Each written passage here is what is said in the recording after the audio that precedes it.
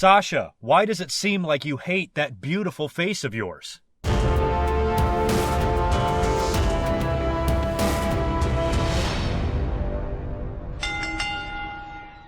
What's up, everyone? GoodMicWork back at you with your Roadblock End of the Line 2016 results. This pay-per-view was okay. I'm not going to say I hated this pay-per-view. I'm not going to trash it. Not one of the greatest pay-per-views we've ever seen or anything like that, but I think the pay-per-view had enough moments where I found it acceptable for what it was. Some of these in-between pay-per-views can kind of be throwaway shows, and, you know, it's really up to the talent to deliver here. And this was a show of finishes. There was a lot of stale gaps in between some of the great finishes and outcomes to some of the matches we had here tonight, and we had a couple of new champions crowned. And overall, I think the show was decent, but it's not something that I think we're going to go on remembering for years and years to come either. So let's go ahead and start right at the beginning here with the kickoff show. Stick around, by the way, at the end of the video. I will mention a few other news tidbits going on as well, and maybe give you a small channel update and Q&A update and shit like that. But getting back to Roadblock, like I said, we'll start right at the beginning with the kickoff match, in a match that I predicted incorrectly. I think I went 4-3 in my predictions. 4 matches right, 3 matches wrong. This is one of the ones I got wrong. I predicted that Cass would defeat Rusev with a little help from Enzo, but it went in the completely opposite direction when Rusev got the victory via countout over Cass, and Enzo was even out there, and it didn't help at all. So Rusev won that one, which I'm fine with. This whole feud with Enzo and Cass and Lana and all this shit seems a little strange, and it seems like they're just spinning their wheels and killing time until they figure out something better to do with Rusev. Main card time now. They opened with the tag team title match. I predicted that Cesaro and Sheamus would win the tag team titles. I started doubting myself as the match began, thinking that WWE opened the show with that. They would probably have New Day continue on their reign, enter next year as champions. But no, in somewhat of a surprising turn, I think a lot of people had New Day in this match. Cesaro and Sheamus did in fact win. The match was really nothing special, but I liked the finish. They kind of did like the phantom tag. Sheamus went to tag Cesaro, but he missed on purpose. Cesaro jumped in the ring, and I think it was Big E, I forget who the hell was even in there, started wrestling with Cesaro, not realizing that Sheamus was still the legal man. He was able to swoop in and roll him up and get the pin, and Cesaro and Sheamus won the tag team titles. Pretty cool spot at the end too, where New Day took the belts and they presented them to Cesaro and Sheamus. Cesaro, as always, because he's a stand-up guy, was very gracious and appreciative of the gesture. Sheamus, on the other hand, was a complete and total ass pickle. Grabbed both belts, was celebrating. You know, he's still the heel, Cesaro is still the babyface. I'm liking that they're getting along a little bit better. I like their entrance. I think the combination of Cesaro and Sheamus and how they're presenting it is really kind of cool. And I've always been a fan of the team since day one. Since the minute their Best of 7 series was over, I felt like I was a fan of the Sheamus and Cesaro team, and I'm glad they finally won the belts. It's kind of a strange pay-per-view for the New Day to finally drop them. I thought it would be a bigger show, a Royal Rumble, WrestleMania, something like that, but given the fact that this is Roadblock End of the Line, it was the end of the line for New Day's title reign, and congratulations to them. That was a hell of a run. Very impressive. Say what you want about New Day or their tag team title reign. I know it wasn't perfect by any means, but it's still a pretty cool accomplishment, and they are now the longest running tag team champions in WWE history. So congratulations to all of them. Where the New Day goes from here, I don't know. I would assume that they're going to have a rematch probably immediately on Monday Night Raw, either tomorrow night or the week after. After that, provided they don't win the belts back, which I doubt that they would, after that, they might go their separate ways. Maybe there's a heel turn. Maybe somebody branches out, or maybe they, split mutually and go on their separate ways. I don't know. The next matchup was Sami Zayn versus Braun Strowman. This is a match that I have to say really was kind of anticlimactic. It did not live up to the build. I was actually liking what I've been seeing from Sami Zayn and Braun Strowman, and especially what went down between Sami and Mick Foley last week on Raw. But this 10-minute time limit match really never got off the ground. I was hoping it would be good, but it really wasn't. Braun Strowman absolutely destroyed Sami Zayn, had him pinned a couple of times within the first 4 minutes of the match, but lifted him up and didn't allow the referee to count 3. That prompted Mick Foley to come out, who looked strange dressed in a leather jacket. It's funny how Mick Foley can dress like a fucking Christmas tree one week, and the next week he's a goddamn gangster. He comes strutting out there with a towel in his hand, so basically he's going to have to mercifully end the match and throw in the towel for Sami Zayn. Sami tries to stop him. All this shit goes on the outside of the ring for about a minute and a half, with Sami pleading his case, finally rips the towel out of Mick Foley's hand and chucks it into the crowd, and then gets back in the ring and winds up just surviving Braun Strowman. No dramatic moment, no 3 count as the time expired, nothing like that. Sami just up and survived the 10 minutes, and all of his offense was basically just Strowman missing shit. After he was out there they were arguing with Mick Foley, Strowman charged him like 3 different times, hit the ring post, hit the barricade and smashed through it, and I think even hit the turnbuckle inside of the ring, and then next thing you know, the clock expired and Sami Zayn survived. So they did exactly kind of what I thought they would. It just wasn't exciting as I was hoping it would be, but they accomplished 2 things with Sami Zayn surviving and proving how much guts he's got, and with Braun Strowman still looking like an ass-kicking monster. So I guess the mission accomplished. Seth Rollins versus Chris Jericho was up next. This match exceeded expectations. It was a little boring at times, because this is Jericho we're talking about here, but for his age, he's performing at a pretty high level. So I was worried that Seth and Jericho could kind of be a stinker. We've seen it a few times on Raw. We know that Jericho is probably not going to win this match, so I really didn't see anything too exciting happening, but, they exceeded my expectations. It was a fairly decent match between the two of them. Seth Rollins predictably won with the pedigree. Kevin Owens made his presence felt. He walked down to the ring to try to interfere, and Jericho sent him away, and then Seth ended up nailing him with the pedigree and getting the win. So nothing special there either, kind of ended exactly the way we thought it would. Rich Swann then successfully defended the Cruiserweight title in that triple threat match against Brian Kendrick and TJ Perkins. Again, the Cruiserweight division is kind of falling flat. It was a decent triple threat match, but the crowd didn't seem into it at all. It was quite boring, and Rich Swann got the pin and the victory. And then it finally got a little bit exciting at the end when we saw the return of Neville. And he comes out there and he just absolutely kicks the ever-loving shit out of everybody. I loved it. He looked mean, vicious, aggressive, maybe a change of attitude for Neville, which I think any change with him could be good. Hopefully he'll change his theme music too. I've never really been a fan of that weird-ass techno shit or whatever the hell he comes out to. I think it should be a little bit more badass and hardcore to match his personality now. And everybody's been wondering about Neville. It would be strange to have him come back and not be involved in the Cruiserweight division. The Cruiserweight division needs all the help it can get, and maybe them putting the title on Neville will get fans a little bit more interested. I don't know. But whatever the case, do not hold your breath. The ladies' match was up next, and another match that I predicted wrong. Charlotte did it again. I mean, she is crazy good on pay-per-views. I think coming into this, she was 14-0 in title matches or something like that on pay-per-views, now 15-0. She has the best record through her first 20 pay-per-views than any other WWE wrestler in history. That is fucking crazy. So she was definitely the odds-on favorite. A lot of people were telling me on Twitter that they were guaranteeing that she was going to win and shit. I picked Sasha in this match because I think storyline-wise, it makes the most sense for Sasha to win here. Why build one woman superstar when you can build 2? To me, all the signs were pointing to Sasha. When you look at the name of the pay-per-view, Roadblock, End of the Line, something has got to give here. Charlotte is unstoppable on pay-per-view. If she would have finally lost one to Sasha, I don't think that would have hurt her credibility at all. I think she could have easily bounced back from that and still win the belt back probably sometime next year, multiple times. Somebody eventually has got to beat her on pay-per-view, and I think given how hard Sasha has worked, she should be the one to do it. Yeah, they're probably building to Charlotte versus Bayley next, but when somebody finally knocks off Charlotte on pay-per-view, Bayley really hasn't earned it in my mind. She hasn't been on the main roster much.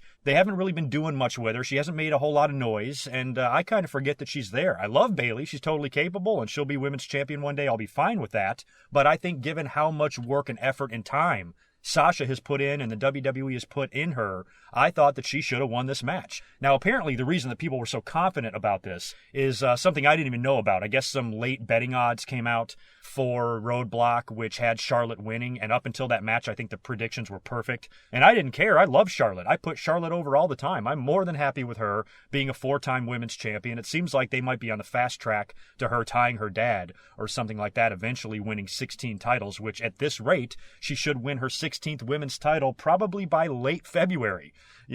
It's fucking nuts. So she won again here. The final score in this was 3-2. Now, the Iron Man match itself was not that entertaining through the first 20 minutes of it, but it was the finish that made it good. It was 0-0 until about, 13 minutes left or something. Charlotte scored the first fall and pinned Sasha. Sasha came back with a quick victory a few minutes after that, tying it at 1-1. She then took a 2-1 lead on Charlotte, and then Charlotte started attacking the leg. And I could see the finish coming a mile away. I'm like, wow, she's going to start working on Sasha's leg for the last, 4 or 5 minutes, and then she's going to lock her in the figure 4, and this time is going to expire with Sasha not tapping out. I thought it was going to end that way. I was like, perfect. That accomplishes the goal. You have Sasha just barely winning. I mean, she could even tap out. I thought that should have been the finish. Even at the end there, as soon as the clock hit 0 and the bell rang, Sasha should have been tapping her ass off just to show that she just barely won and Charlotte was 1 second away from regaining the title.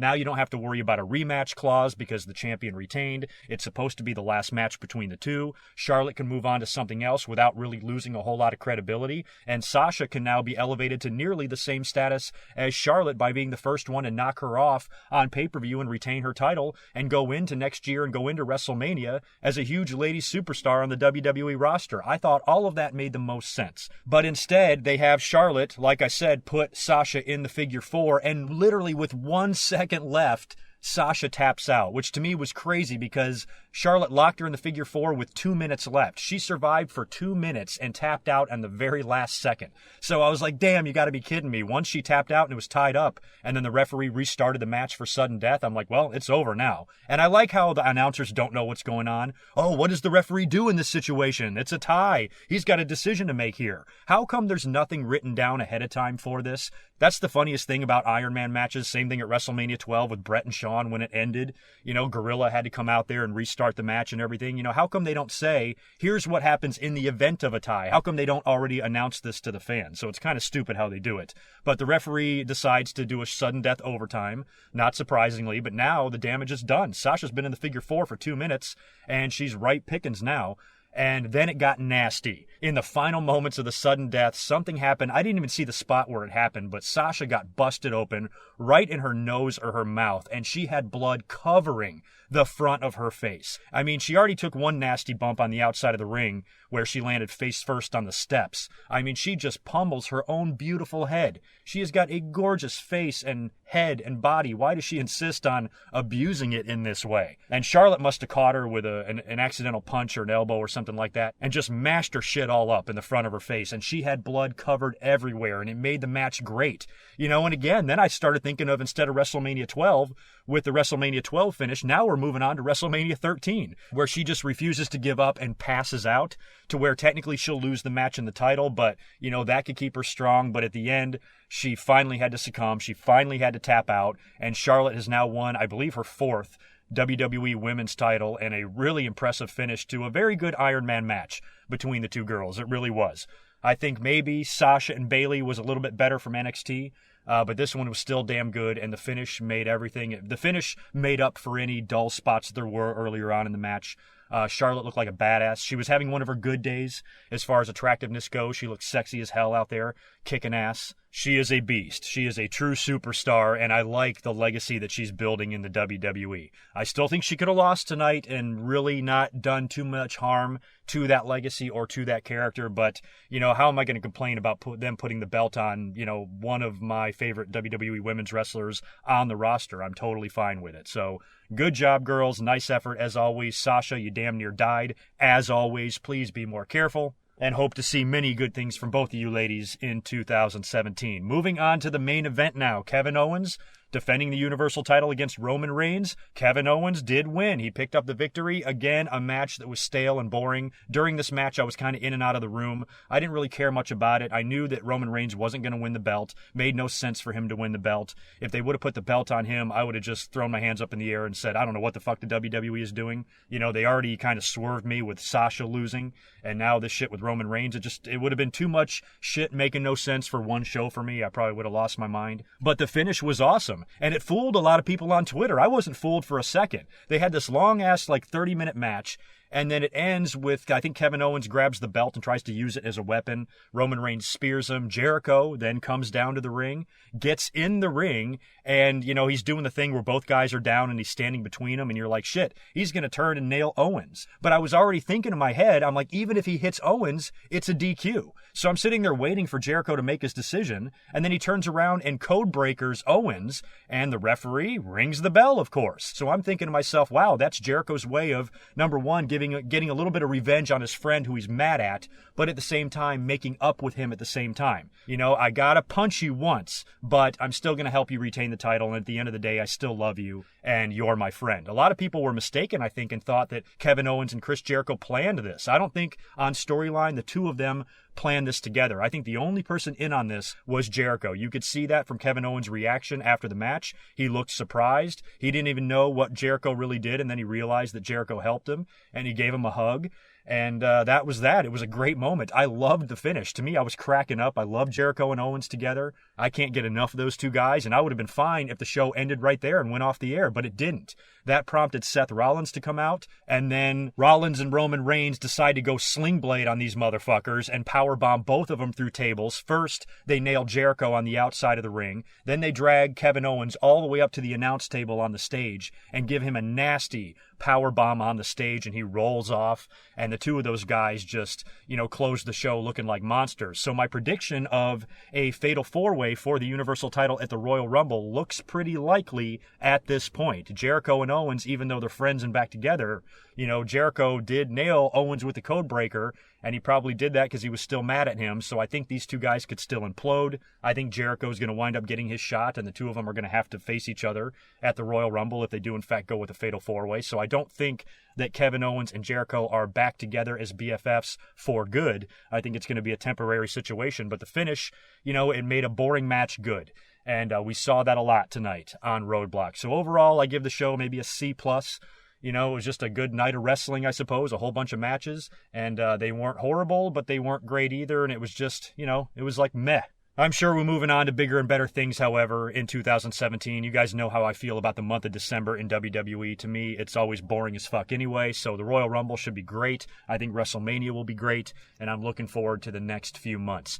As far as what else I want to get into briefly before I get out of here, a lot of you guys have been asking me a few questions. We did have the big WWE press conference over in the UK this week, and they announced the creation of the United Kingdom title, or the UK title. It's going to be a big tournament that's going to be held, I think, on January 15th, somewhere on there on the WWE Network, and they're going to crown a new UK champion, and I guess the plan is for them to move into their own weekly television show in the UK as well, which I think is cool. I mean, WWE recognizes how big pro wrestling is over there. It's huge. I mean, I'd love to be a part of that. I have a lot of listeners from the UK. As I'm in the middle of doing my Q&A here, I cannot believe how many I get from you guys. So there's a lot of people in the UK that love professional wrestling. It's a great market for professional wrestling, and I'm glad that WWE is noticing that and trying to capitalize on that. So the UK title, I don't know what it's going to mean, if it's going to be a part of the roster forever, or it's just going to be a one-time thing, crowning a one-time champion, and it's like the King of the Ring where you have a new champion every year, or if the person that holds the belt will be defending it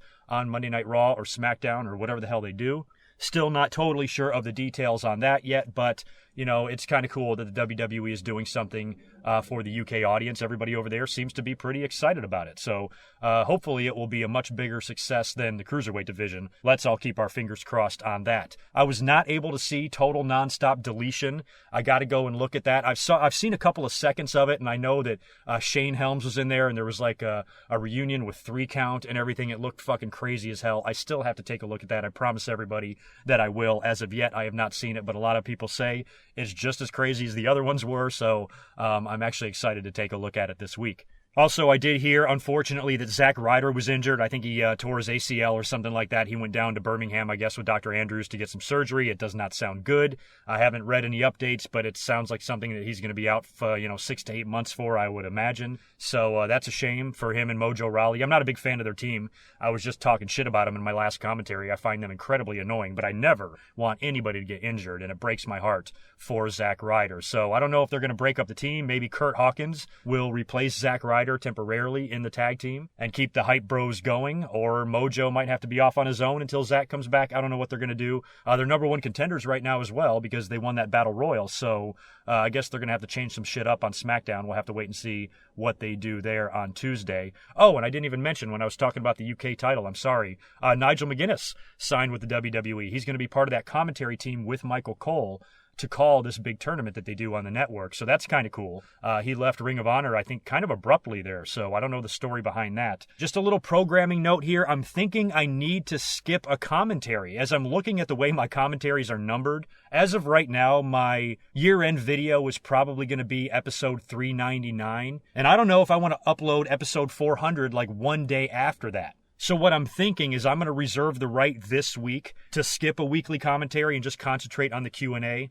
That way I allow myself a little bit of a programming gap to where I can get episode 400 up to you in time and all of that. It would save me a lot of time and work. So if Raw and SmackDown in the next 2 days are not good shows or are boring shows or nothing crazy or too significant takes place, I will probably skip a commentary this week. I don't want to skip it next week because I know on SmackDown we're going to have a title match between AJ Styles and Dolph Ziggler, I think on the 27th, so I don't want to skip that one.